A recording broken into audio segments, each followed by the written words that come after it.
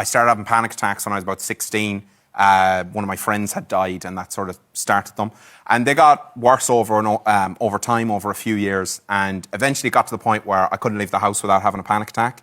So I spent about 5 years completely housebound, having panic attacks every day. I couldn't go to the shops.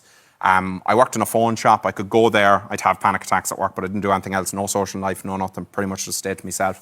And I kind of put it out there on New Year's Eve that, you know, I felt at that time for many, many years, I felt that my life would never go anywhere.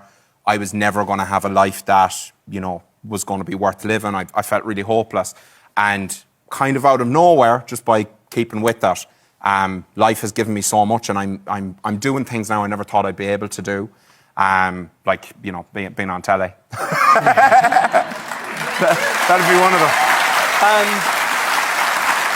you're putting that out there to also to encourage others, to tell them, you know, absolutely, good stuff is possible. Well, like, I think a lot of people, you know, I remember when I was going through that, and I think severe anxiety has become a lot more common, especially since the lockdowns and stuff like that. And it's one of those things where I feel like people don't really talk about it, because the people that are suffering with it tend to be people who keep to themselves.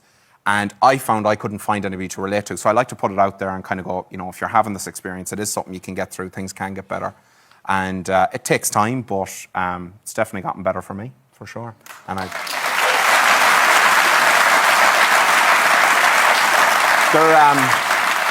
there was somebody here tonight who actually said that it was one of the nicest things I've heard in a while. So somebody here actually said that their nephew had seen the video, and that he'd reached out for help. He was suffering with a similar thing. So it's for that I do it. It's just absolutely amazing to hear that going through that wasn't for nothing, that, you know, now I can relate to people and they might find some understanding. So